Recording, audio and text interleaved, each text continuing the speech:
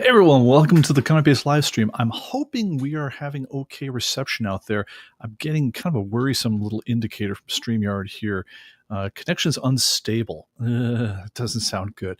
Anyway, if you guys give me a quick ping in the chat and see if things are looking okay for you guys, just a quick thumbs up, thumbs down, that'd be good. I hope we don't have to restart the stream. I hope everything's okay. Oh, okay. The indicator is getting a little better. I don't know what's going on. Anyway, hi. I'm your host, Pete Bickford, and this is the most professionally produced show on the internet. It's the ComicBase live stream, where we talk about all things comic and comic-based related for give or take an hour, and might be a little bit short this time because I have to get off to a show. But I'm going to be talking about the many dominoes that have been falling due to the Diamond bankruptcy proceedings, and also some of the ways that some of the noise from the falling dominoes is shaking the trees around here, generally for the good, but it's keeping us on our toes. We'll be talking about that and certainly trying to answer as many of your questions as we possibly can. I've got a high up there. Okay, I got a couple thumbs up. All right, looking good. All right, excellent. I'm not going to panic then with the connection thing. Anyway, guys. Anyway, welcome. I want to say hi to folks before we get going. Welcome, Oro Viejo is getting ready for the Minnesota State Fair with the glorious popcorn clouds, plenty of sunshine. It's like, wow, because it sounds like it's just hellish everywhere else. The skies are getting ready to open up here out in Tennessee, so hope everyone's doing well. Actually, lovely Vancouver, 76 degrees. Well, Mike Beam's out there. Brian Price out in Denton, Texas, sunny at 92. What am I talking about? I'm just looking at the one bad weather report that was me. Department of Comics, 77 rainy in Northeast Florida. Here, Ed, welcome Ed from Canada, and. This is kind of fuzzy. Let's try to soldier on through as best as we can.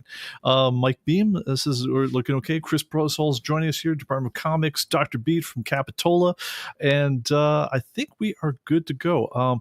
This latest update with the ComicBase phone app. So I'll cut to the chase on the ComicBase phone app. You won't be hearing anything from me about that until Comic-Con, where I will be making a pretty big announcement. But I got to save the surprises, so stay tuned on that one. But we will have news, and that was Dodger just making a visit here. He's just off camera. One of these days, I'm actually going to get strung up by my own headphones. I'm actually going to get this guy here hung up above me on a gantry, and so we will have our PTZ camera. Also, PTZ cameras, that'd be pretty good for showing small actions and mobile devices, just saying. Anyway, but we will have lots of things to be showing off in the weeks to come, just not right now. Anyway, other things going on. Dodger Cam, yes, we definitely need a Dodger Cam. A Dodger POV cam would be excellent if we can ever work that up. But anyway, so other things going on. We are 2 weeks out from Comic-Con. Please visit us in the Marriott Ballroom H, just right.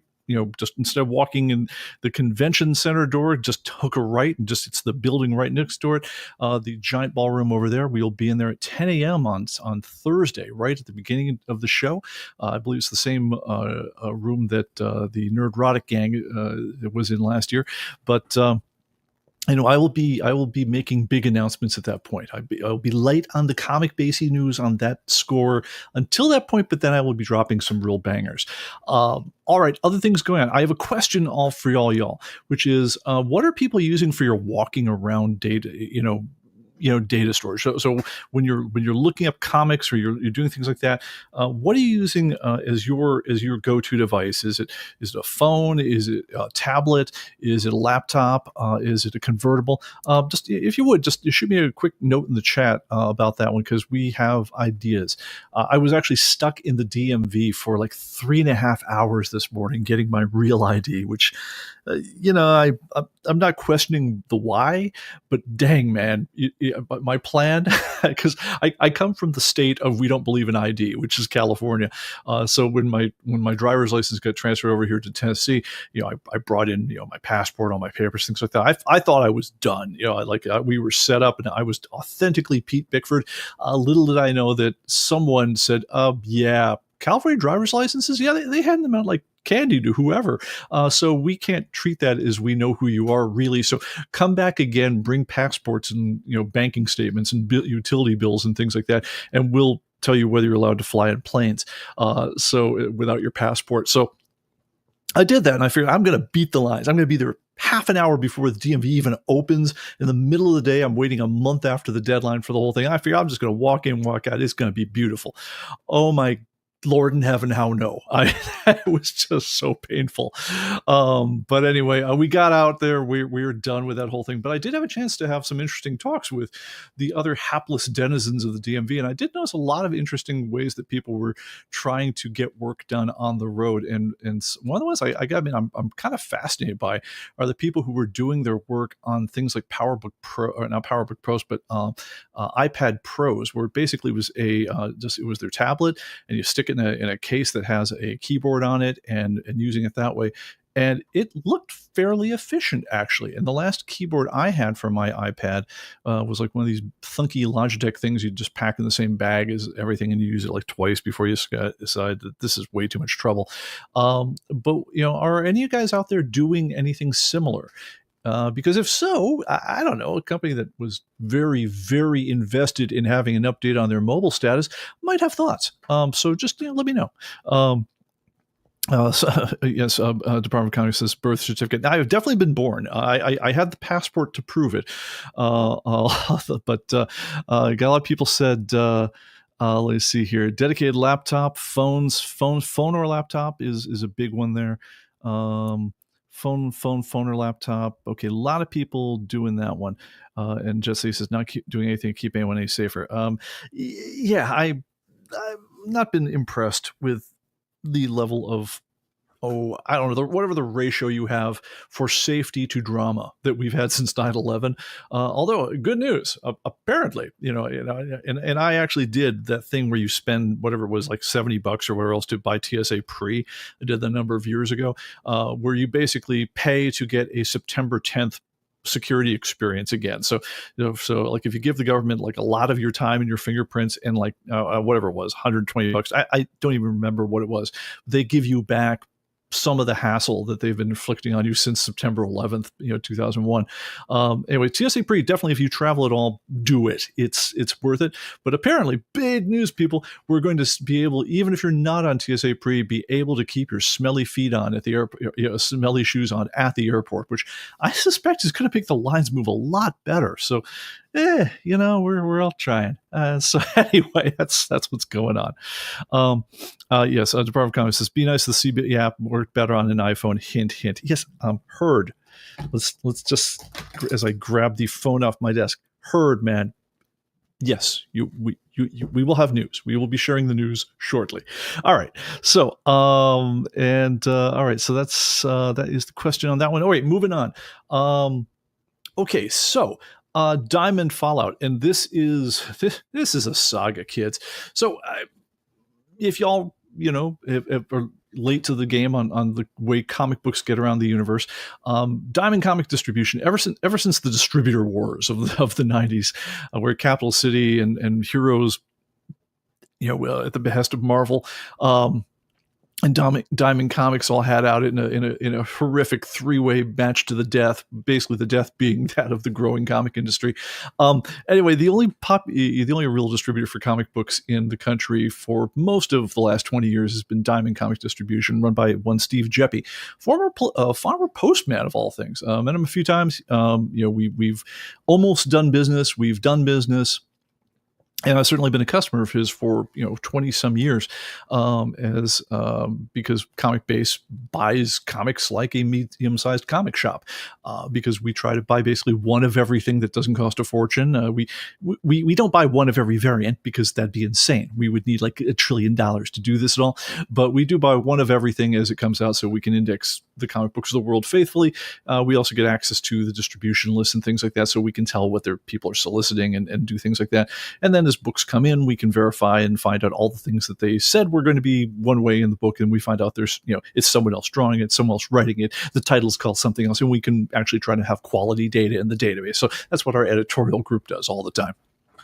Anyway, so we've been a Diamond customer for, gosh, ever since ComicBase 10 is our big release on that one. We're actually before ComicBase 10, because 10 is the one where we decided we were going to try to come up every week and provide you with everything new that had happened in the comic world that week, so that way you never have to really enter your own comic books anymore. You just kind of find them comics that are already in the database, and it's really just very much the rule rather than the exception, that you're mostly just looking up comics as opposed to having to enter them yourself. First 10 versions of ComicBase, or 12 versions actually, because we had silly numbering in the early days.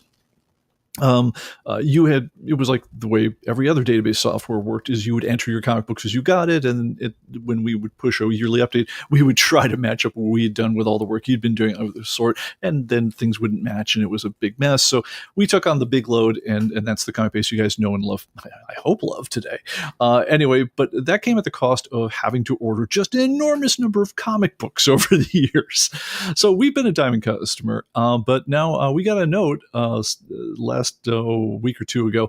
This is basically, that last shipment you got from us, probably the last one we're going to be sending you, because just all of a sudden, what's called the FOC, the final order cutoff. It's like the last call, for alcohol. I mean, at the bar, but it basically says, we're cutting everything. We're just canceling it off our list, except for, I think it was as of like 2 or 3 Saturdays ago, it was down to 5 items that were left on the list that could still be ordered. Basically, word went out through the grapevine that, whatever you got from Diamond, probably the last thing you'll be seeing from us, which is interesting, because we also just got a note I think yesterday, saying, we'll be sending a few more things your way, and you're going to be charging your credit card for $28.05 for them. So there's some trivial amount of new weird stock that has made its way through the whole thing and hasn't been squashed dead like a bug by Diamond, that I guess is still coming to us from them. But in the meantime, we, like everyone else on the planet, has had to shift off all our business to either Lunar Distribution, which was a new distributor that came up during COVID, when Diamond decided, and it wasn't entirely their decision, not really. I do want to give Jeppy his due on this one. Diamond does business primarily, their business out of Maryland. During COVID, Maryland was one of the harder locking downer states, and their governor was very much like, no, everyone stay at home, which apparently includes warehouse employees, which otherwise would need to be working places and shipping comic books. But anyway, because they couldn't do business, Steve Jeppy just announced, for a couple months, we're just not going to be distributing comic books. We're called a comic book distributor, but we will not actually be doing the distribution of the comics for that time. And as a result, everyone was about to have zero income in the comic industry, because Diamond was the only game in town. Well, into that mix, DC Comics said, enough, we are out. And they said, whatever the deal is, we're finding other ways. They hooked up with a couple of new distribution guys. I think it was DCBS and Lunar, or something like that. There were a couple of them. One of them did not last long. Within about 6 weeks, it had gone bust. But Lunar Distribution wound up being actually one of the pleasant surprises of the post-COVID era. It's run by some guys who used to be a large chain of comic stores, I think still are. But they have actually gotten a kind of a good reputation as people who really care about delivering comic books on time and not dinged up and things like that. And so they got DC's business, and bit by bit, other companies started going over to Lunar. So Diamond started losing more and more. And the big blow for Diamond came when Marvel decided, which Marvel I think is, depending on the year, is between 50 and 60% of the comic industry. I guess in a bad year, they're only 45% of the comic industry, but they're a big freaking hunk. They decided, we like options. And so we're going to go and let ourselves be distributed through Penguin Random House, the book publishers, the same guys. So as they're stocking the latest issue of Dogman in your latest, books, bookstore or wherever else, they'll also apparently be shipping the infinitely more delicate copies of Amazing Spider-Man to your local comic shop retailer. So, and again, in a way that something that surprised me a lot is Penguin Random House wound up being not bad at it. They're kind of stiff and corporate and a little bit hard to deal with when you get to know them. I mean, it's not the buddy thing that we have going on in the comic book industry. And they're definitely stiffer about the way they have accounts. So when it came time for us to open up a Penguin Random House account just as a safety item, because Diamond started falling on tough times because their entire financial model had been kicked out from under them, we had to open up a PRH account, and we had to jump through a few hoops, even though we've been, a really good medium-sized comics, store customer for 20 years. And more about that later. But anyway, that's going on. So Diamond, meanwhile, is just losing. They're bleeding market share out left, right, and center, and they just got to the point where they just could not carry on. And I think it was January 14th. I wrote the note. I'm off vacationing in, it's like a post New Year's thing. My sister got tickets to a place out in Orlando. We were going to go see Disney World or Harry, Universal or whatever else. And as we're, just browsing around malls or something prior to the theme parks opening, I got notice on my phone. It's like, yeah, Diamond just declared bankruptcy. It's like, okay, my life just got kind of interesting. And since then, we've had 6 months just about of complete show of Diamond going slowly down the tubes. I mean, it's bankruptcy, as you guys know. There's chapter 11, there's chapter 7, and one of them hurts a lot, but it gives you a chance to restructure your debts. That was the one that that Diamond was in, and then there's the other one, which is the really bad one. Means like, screw it, sell off the furniture, we're done. Looking at their model, right, which again, most of the wind had been taken out of their sails. No one really thought that Diamond was going to do great during the whole bankruptcy proceedings, but I think everyone thought they were going to wind it down in a somewhat organized manner.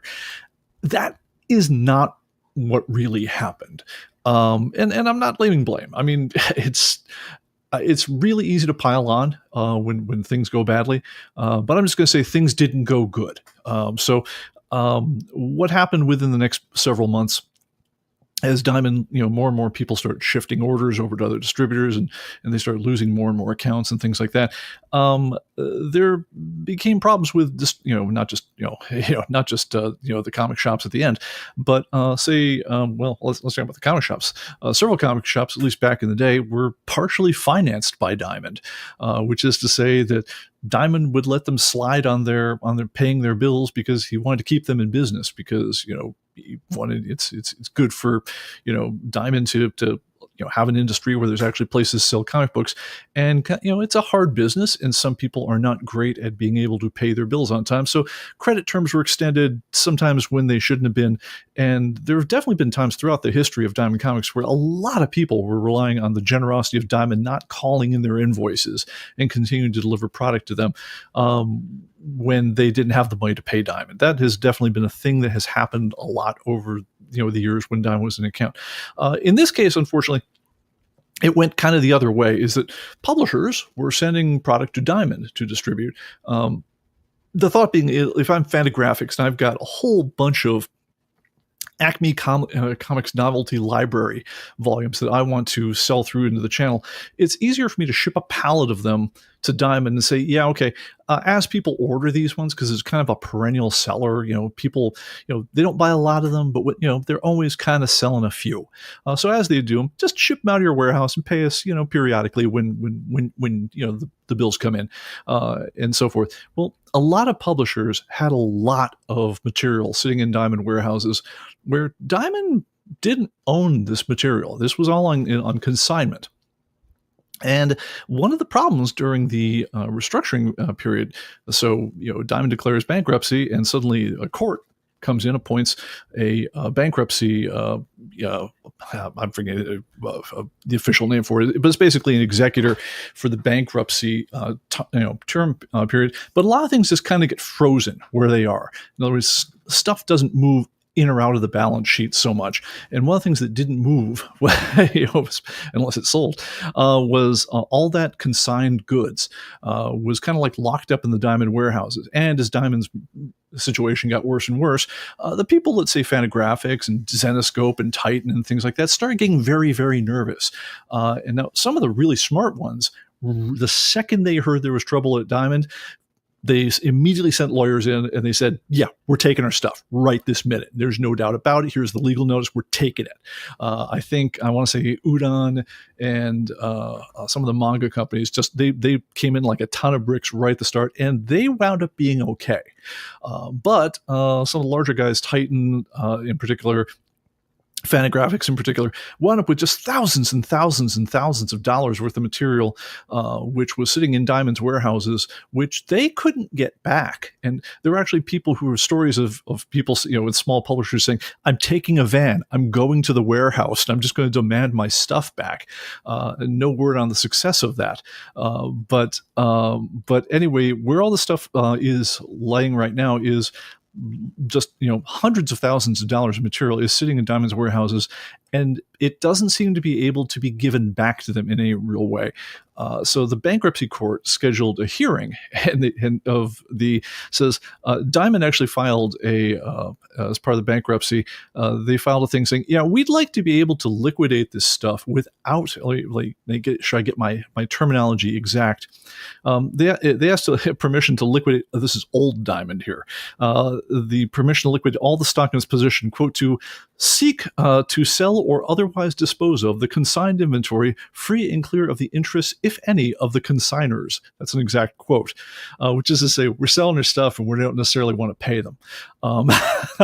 And quote, the debtors seek to sell or otherwise dispose of the consigned inventory pursuant to the procedures described in this motion, the consignment sale procedures, to maximize its value for their estates. In other words, the claim is that the inventory may be sold for Diamond independent of the interests of the consigned publishers.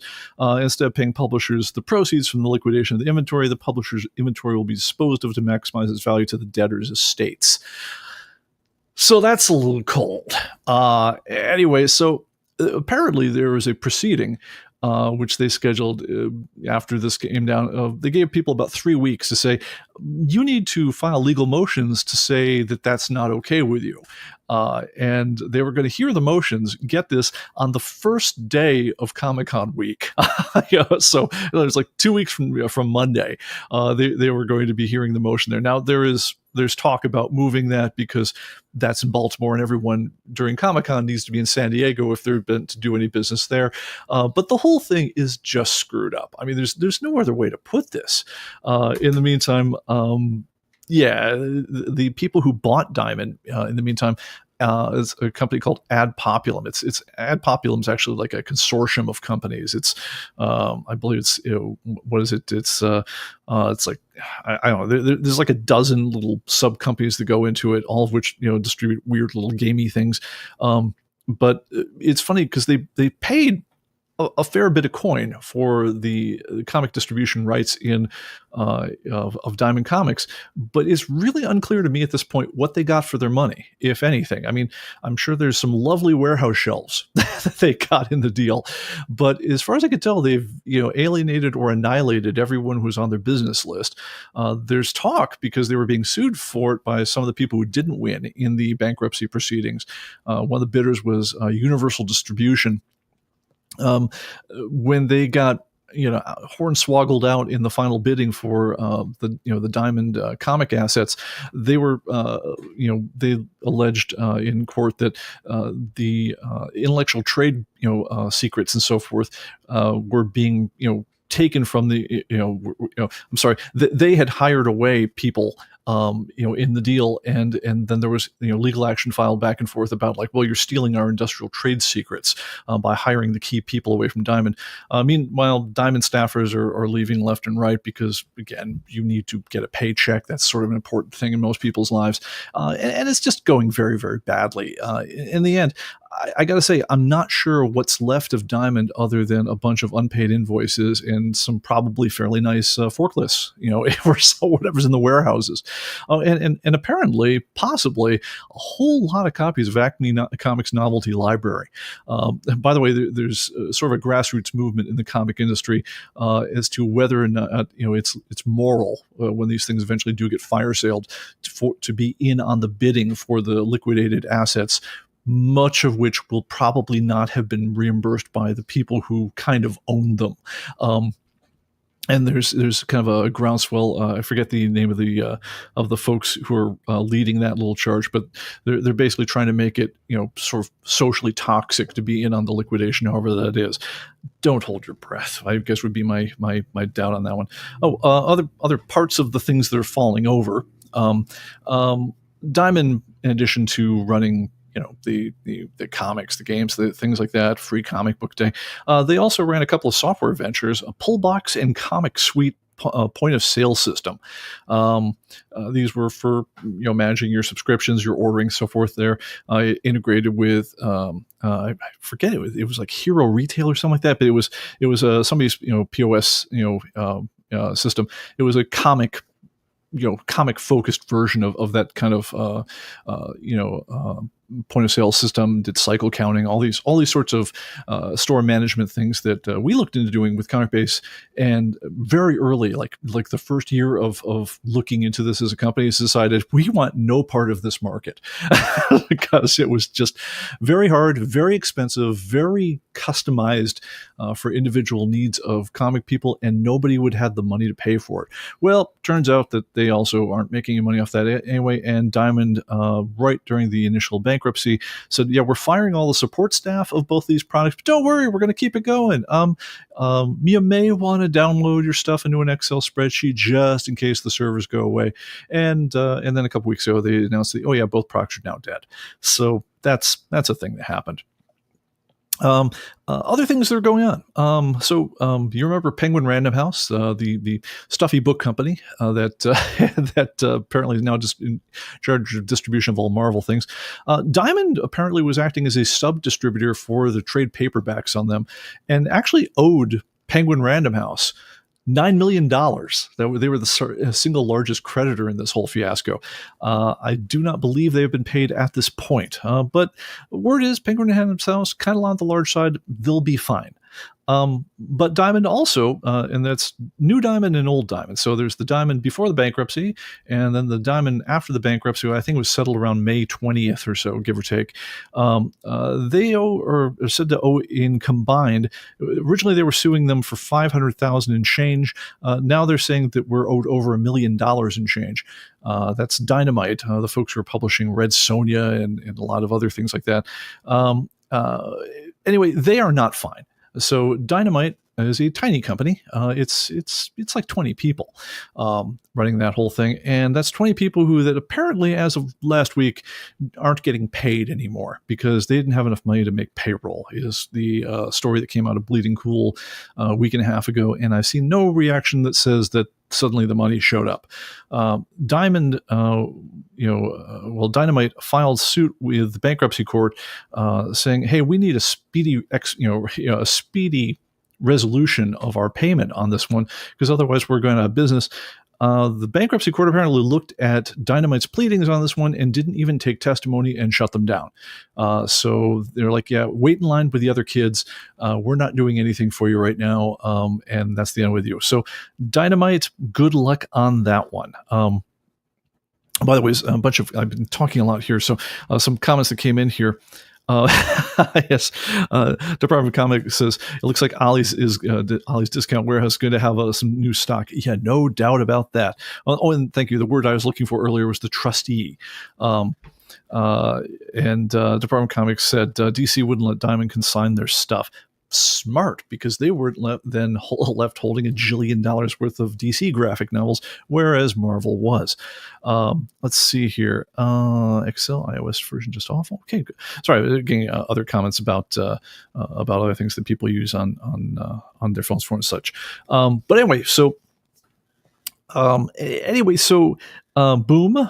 Boom is actually Boom Comics got bought by Penguin Random House, and they're busy laying off folks. So things are not booming at Boom, or you could say Boom went boom. They're not entirely gone, but they're not well. And Image Comics itself also is laid off 4 people, including one of the people who used to do the previews catalog on back when there was previews, to have a catalog done for. By the way, previews, the weekly or the monthly humongous telephone book of all things comic related. That has gone digital, which is another way, I guess, of saying that it exists barely at all anymore. It's just a catalog now in name only. But the phone books are no more. If you have the last of the previous phone books, you now officially have a collector's item on your hands. But anyway, the person who used to do the image version of that portion just got her walking papers, as well as three other people. One of the people who did library sales at Image, and a few other people involved in comms and marketing. Now, I did a quick look on Image because I was looking, prior to the show, I was looking for their staffing levels. When I knew Image, it was like 7 people in a suites off of, it was like about a mile and a half from Disneyland back in Southern California.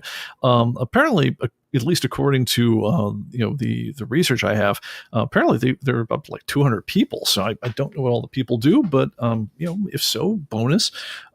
They might be counting every artist, whoever did work for them or not, as part of that figure. It's hard for me to believe they have that many staffers, but maybe I'm wrong. Apparently, there's head of business development is out in Nashville. I'm going to have to find an excuse to have lunch with him and get some updated information on them. But so a little bit of layoffs in Image. Not sure if it's a big deal or not a big deal, but it's not great.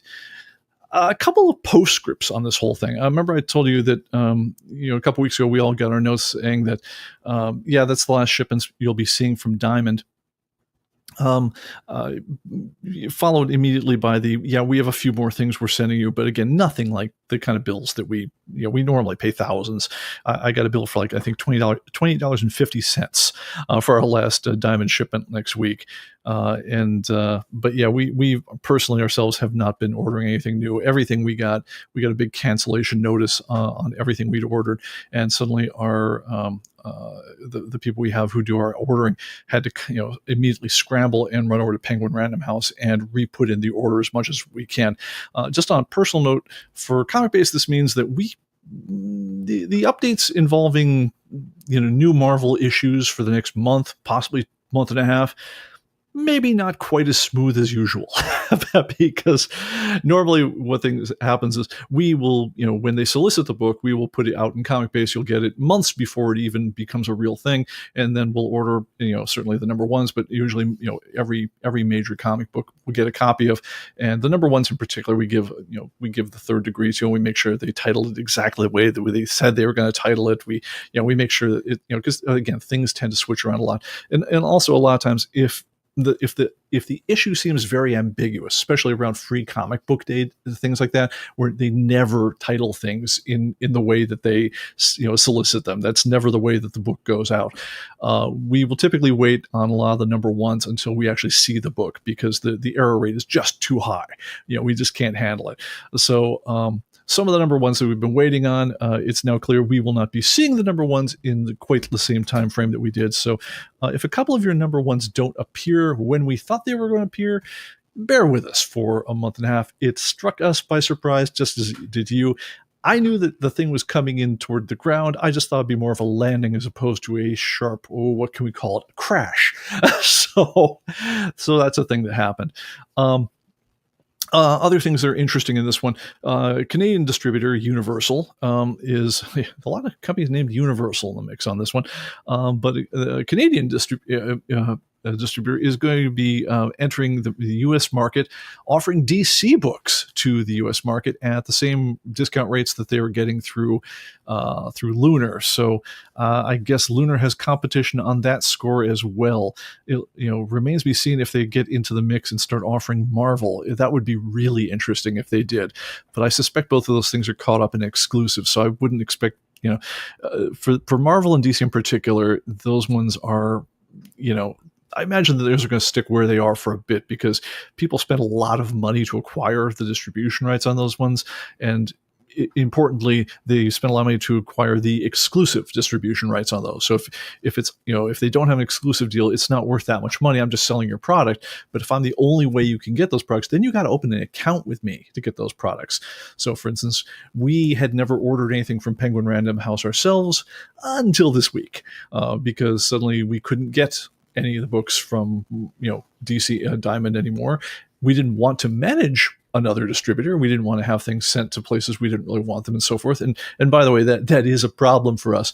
One domino that fell over, and I'll just say right now, if you know anyone who is interested in doing data entry and comic book work in the in the Nashville, Tennessee area, convenient to Franklin, Tennessee in particular, because you need to work with physical books, let us know, because we suddenly have a staff position that's just opened up, because suddenly all the Marvel books aren't going to California anymore. Now they're coming to Tennessee. So we've had to shift a little bit of work around here.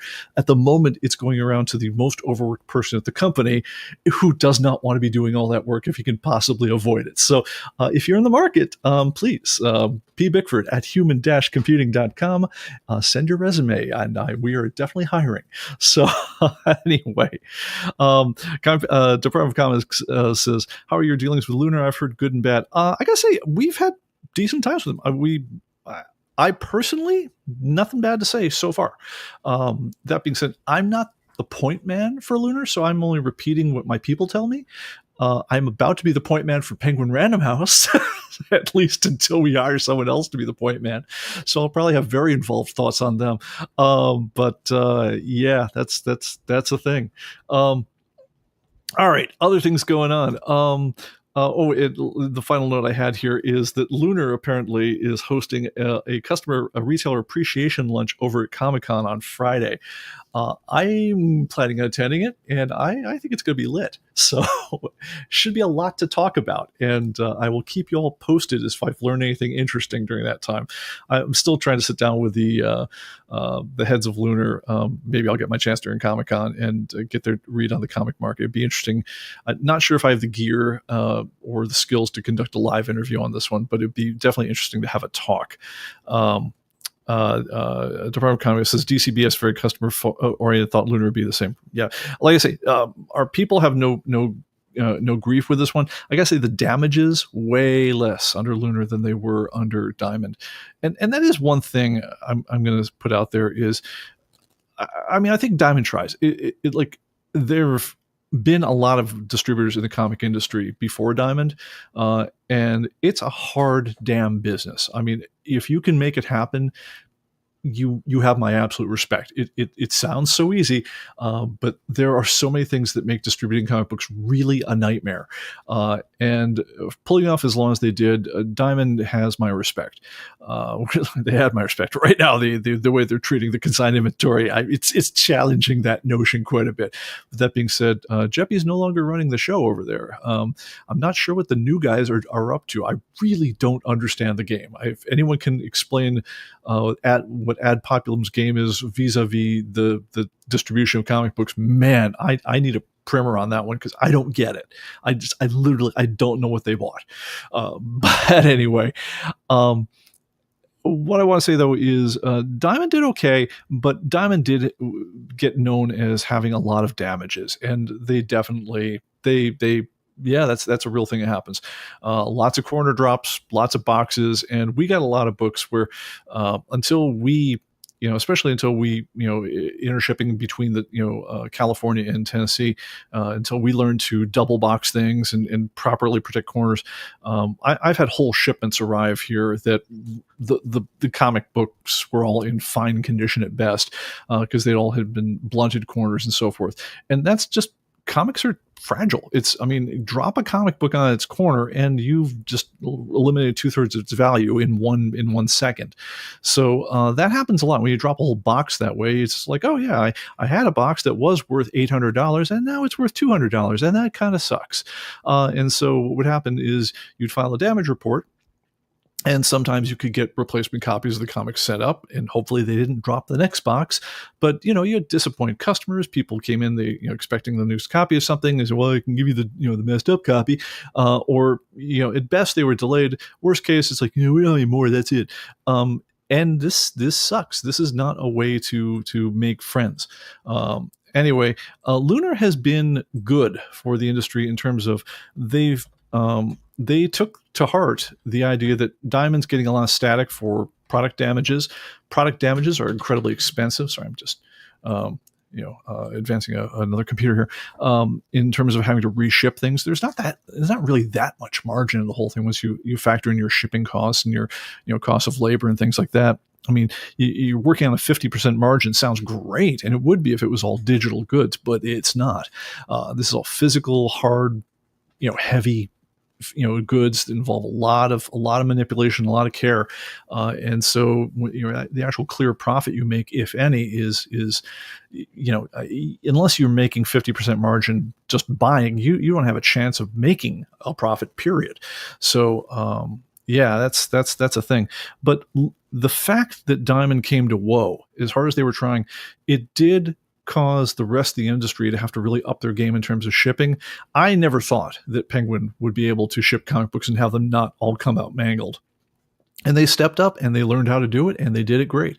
Lunar, same deal. They are shipping books, and our damages have gone way down. I'm not sure if I've ever seen a damage report come through from the content team regarding Lunar books, whereas I used to see them every 2 weeks on Diamond. So that's a good thing, I guess. Another thing that's happening is we get increasingly professional about how we do ordering. I remember the first time I attended a retailer seminar for Capital City and Diamond when they were holding those back in the early 90s. The big initiative, one of the speakers, I forget whether it was Capital or Diamond, was say, yes, and our new cash register initiative has been really successful. We've managed to hook up an extra 20 stores with actual cash registers as opposed to using the shoebox by the counter. And I'm like, oh my God in heaven, what industry have I walked into here? Which, again, if you wonder why we don't have a point of sale system for ComicBase, that'd be part of it. But anyway, no, it tends to be kind of a mom and pop, very labor of love industry, and which, again, I love that about it, but it's hard to do business. And it's not like working at the Gap, guys. Anyway, but also the Gap has Gap deals. I once knew something like 6,000 SKUs. SKUs stands for stock keeping unit. It's the number of items you got to worry about. So the Gap, when I was talking to someone who ran the thing, said, "Yeah, we got 6,000 SKUs we got to worry about," and I'm looking at comic books, and I'm saying, "Yeah, that's amazing because we track 1.3 million SKUs just in comics alone, and that's not T-shirts and posters and collectibles and bobbleheads and Funko Pops and and all the rest of it. It's insane how intensive running a comic book story is from a retail standpoint, all for so little money relative to other things. But again, for the people who pull it off, my hat's off to you, man.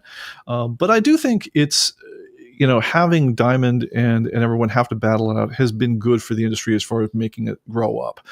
And on that note, I want to talk a little bit about some of the stuff that's happening with ComicBase as a result of all this last minute foo.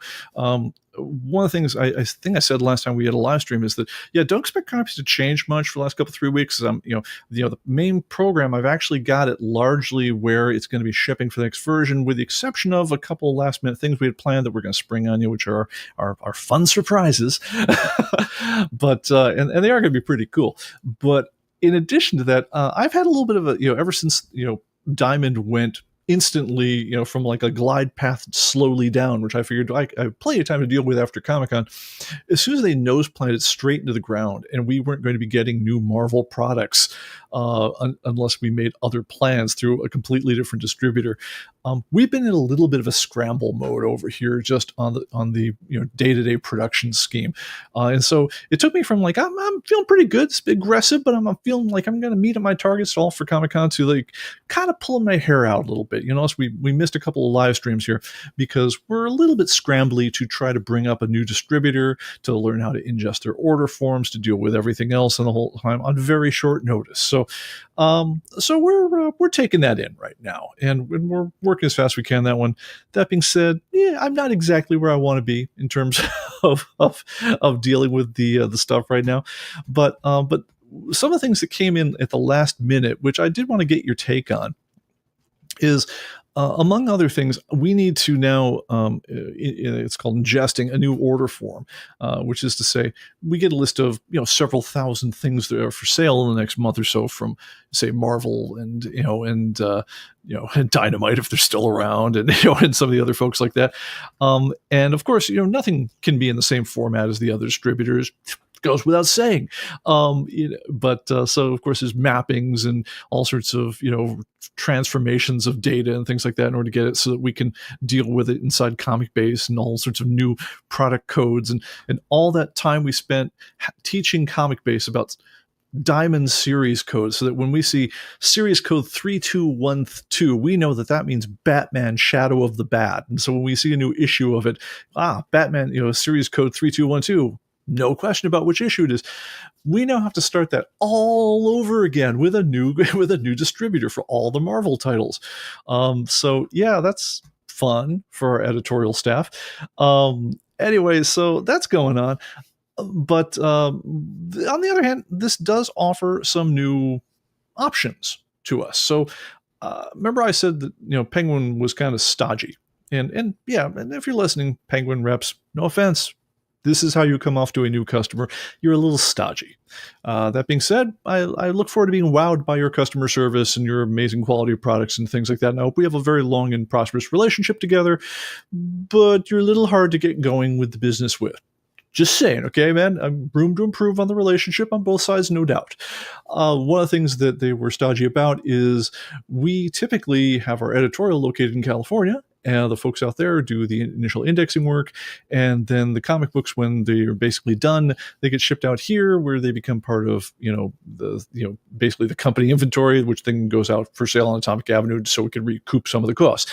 They were not down with that model. They were like, yeah, no, we got to ship them where they're getting sold. And so we will not be doing that. And no amount of talking to them would make them see otherwise. No resale certificates, no use licenses, no thing that could happen would make them change their mind on that one, which is why suddenly we're having all of our Marvel comics sent to Tennessee, where we don't want them, instead of California, where we do want them. And it's causing a lot of extra trouble. In the wrong geographic parts of the country. But on the other hand, it's also why there's now a job opening over at Human Computing if you want to become a production assistant / indexer. Anyway, once again, put that note in the chat here, pbickford@human-computing.com, which is not showing up. I can't believe that. My console gave up. But pbickford@human-computing.com, we are hiring. Anyway, with that said, they do have, I'm going to say, the nicest ordering system that we've ever dealt with. The Diamond order system was, primitive is kind. If you guys have ever seen people ordering comics through the Diamond system, it displays like 10 issues at a time, and you have to scroll, something like 300 times to get through the entire order form. I don't kid you. It's like that kind of number. Limited filtering, limited whatever else. I mean, it's the sort of thing where, like, if you'd written this thing on a DEC PDP 11, you'd have been very proud of yourself back in 1983. But that's kind of about it. The Penguin one is actually kind of almost modern. It's really quite nice. But unfortunately, it involves completely different, fields and tables and things like that. But some of the data is actually useful, and we're like, oh, hey, that's nice to see on the order form. So for instance, when you're going through the Diamond order form, some of the things, beforehand they would do things like on Lunar and Diamond, they would tell you this will be let's just say a Perez cover, and you needed to know that meant George Perez, and it's Perez with the accent over the E and stuff like that. And we had all this intelligence built in ComicBase to be able to understand that. In the new system right here, they are actually looking at their data over as often as not, often listing the actual creators of some of the stuff. They do writer, they do cover artist, they don't do editor, anchor, colorist, all the other stuff, but they have a fair amount of stuff, and they've learned to do things, very high tech things, like using upper and lower case to designate certain things.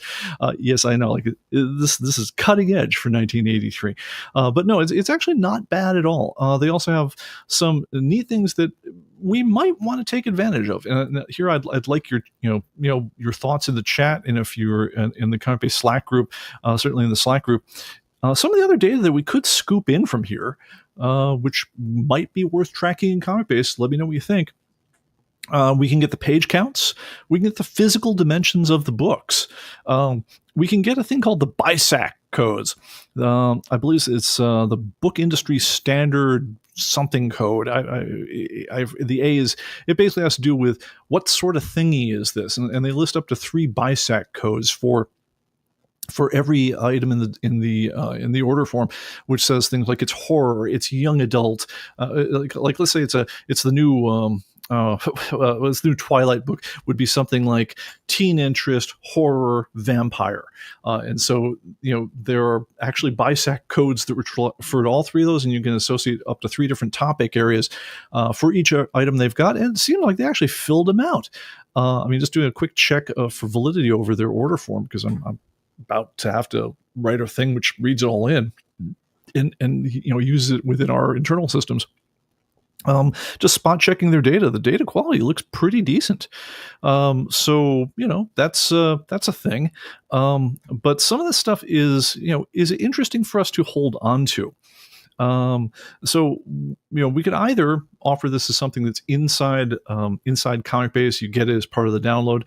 Another thing we could do, and this might be the way to handle some of this stuff as we get increasingly further along on things, is it might just be one of those things that we save it on our servers, and you can just grab it as needed, or look it up as needed as you click on things and want details.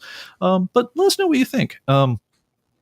If it's something, I know there's a fair number of comic stores who use ComicBase, to drive their systems. We're almost certainly going to have to add the Lunar, not just the Lunar, but the Penguin Random House ordering codes to the software. I'm going to say that's just about a given at this point. That'll be like a last minute add to this next version of ComicBase of adding that stuff in there so that you can import that stuff in, export it out, use it to drive your order forms, all the different things that people do with the Diamond and Lunar codes that we have right now. It'll be really interesting to see if like Universal gets into the game as well. If they have sufficient uptake in the market, that maybe we need to start listing like just multiple distributor codes, and that could get really, really weird for us. But things like page count, it's kind of interesting. People have asked for it, from time to time. It struck us as a nudgy enough feature that we've never added to the software before, but maybe now is the time. Don't know. Or maybe it's something we just kind of keep in our pocket on the back end, and we know that if you're talking about Penguin Random House, like if we know that if it's the Superior Spider-Man 3rd series number 2A, that corresponds to a particular record in our back-end database, and so that if we ever want to get all this ancillary data that not everyone needs, then we can pull it up on demand, and maybe that becomes the way forward on that, as opposed to driving it forward down to you in the weekly update. I don't want to make it so the weekly update takes forever to download, makes your database have 1 million gigs in it. But yeah, let us know what sorts of things you like. Brian Price says page count dimensions definitely be beneficial. Jet City Comics says agree. D.A. Libby says agree with page count. Page count, getting a lot of love for page counts here. The Competent Man says possible use of ComicBase as a point of sale for retail, plus useful to help subscribers order through the stores. Yeah, it's funny. We like I say, we looked into having a pro version of ComicBase, back before we had a version called ComicBase Pro. But basically the idea of making a ComicBase that was meant for retailers, we thought that was probably an area that maybe we can make some money in. Before we found out that the number one product in the entire sphere, back when there was about 5,000 comic stores, had sold something like 375 licenses. It's like, and they're only at a few $100 a license. It's like, oh God. It's like we will never pay back the investment to make this happen, much less the ongoing insane amounts of maintenance it'll take to customize it for every person's store that wants stuff done. And we just thought, you know what, we're going to focus on the more mainstream, consumer at this point. That being said, because we're kind of hardcore guys ourselves, we did throw in some stuff that was interesting to us. So that's why you see there's a mini point of sale terminal built into the Pro and above versions of ComicBase.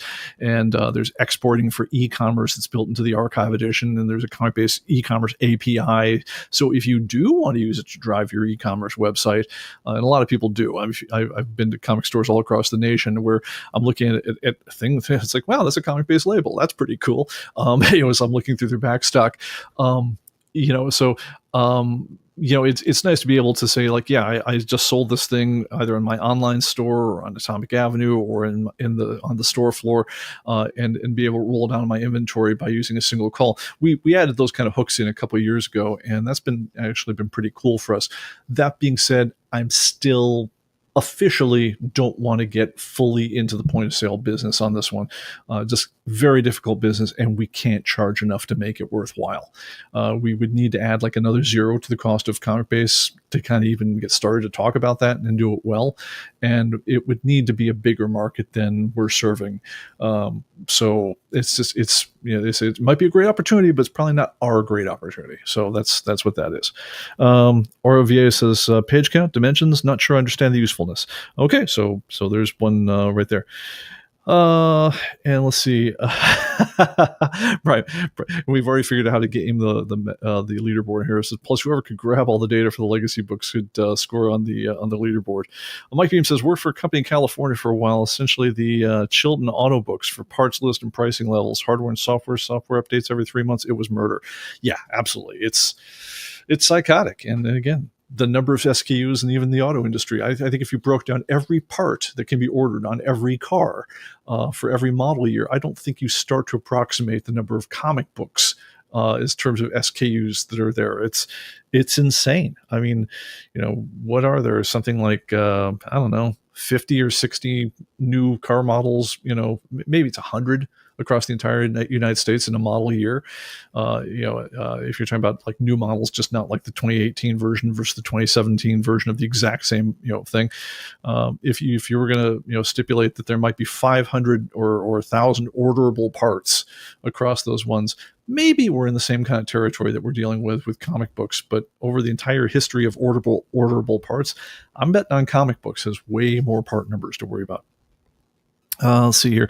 Aura says, only time I've dealt with page counts in buying books when I'm paying enough that I want to be sure the centerfold isn't missing. In that case, I go to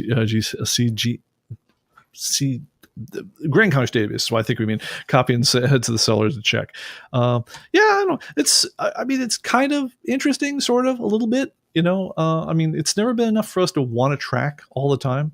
But that being said, if I get it for free, maybe, especially if what we're doing is we kind of hold it back on the server, but we can pull it up whenever you look for it. Maybe that's the way to go on these ones. But let me know what you think. All right. And one other good thing that happened in this whole next thing is prelim covers. Preliminary covers have always been strange. So it's when I'm Dynamite. Let's say assume that Dynamite's still in the game today, or let's say I'm Titan, who I believe still is in the game. But when I have a new copy of Doctor Who or something like that, I send a scan for this is what the cover art will look like, and it's generally something like what the cover art eventually looks like. It never has the barcode. It never has all the final trade dress. Sometimes the cover that I put up there is a placeholder, winds up not being the one we ship with. And so what we do is we used to get all the stuff in, and it always used to come in at this very specific size. It was like 505 pixels by 400. It was some insanely regulated thing like that is what the Diamond catalog would give it to it as. And Lunar was very similar. Penguin Random House, God bless their little hearts, has embraced the modern era. We can get these things thousands of pixels tall. We can get them in full 4K for the not really right cover. So anyway, I guess they're making preliminaries great again. Anyway, so we have the option now of delivering, if you do have set to download prelim art, of downloading the prelim art. We could make that go much higher resolution than we do now, if that's of interest to you. And Rob, you don't need to even go in the chat. We know you hate prelim art. You're not going to want to do it anyway. But yeah, no, there's some good things that are coming down as a result of all this chaos. I do tend to think I'm like an idiot optimist really at heart on those things, is I tend to think the times with the greatest chaos also tend to be the ones with the most innovation. And if you survive, you kind of look back on the years like, which I think we're going to be looking back at 2025 on and say, wow, that's the year that this, and this all happened in the program.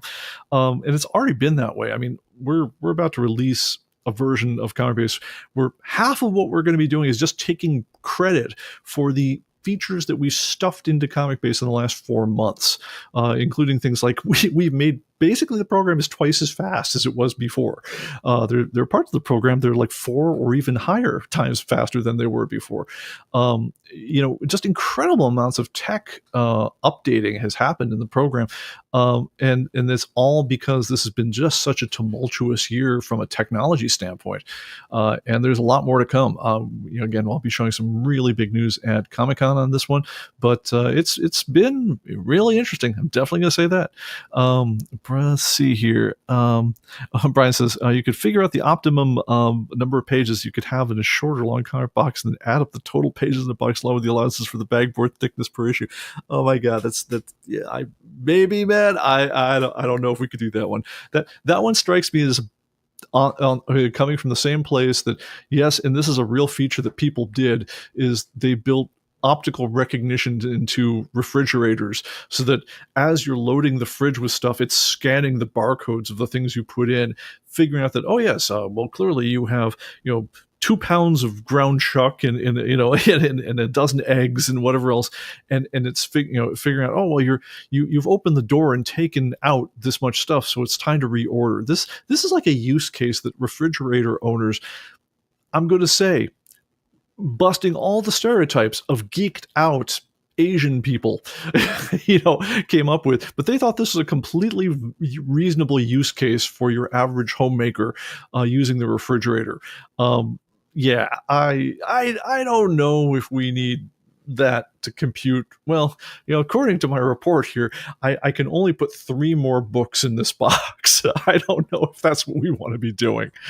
All right. Dia Libby says, ComicBase TV, random question. I went to add an issue of Donald Duck and all the cover pictures were missing. That's not the first issue. Idea of why this is happening.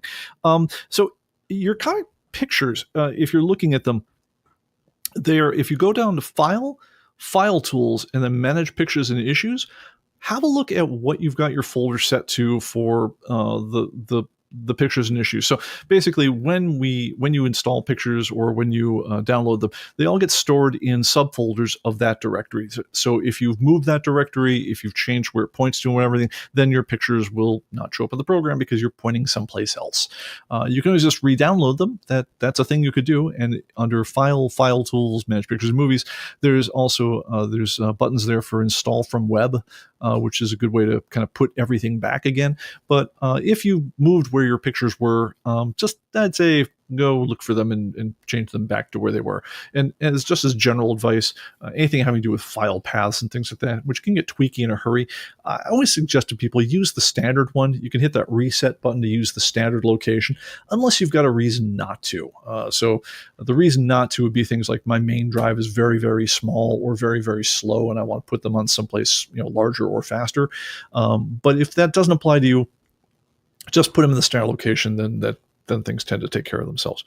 Okay, well, that's about it for now, guys. I'm going to buzz out of here. I'm going to see the Psychedelic Furs with the Chameleons opening up for them at the Brooklyn Bowl. So going to be a fabulous show, and I've never seen the Furs before. I did see the Chameleons when they came through town, and that's about it. Oro says, wow, another duck guy. I've been so lonely. Oh, you're fine. All right, guys, have fun. I will see you on the next one, and then off to Comic-Con. Wish me luck, guys. I will see you later. Bye-bye.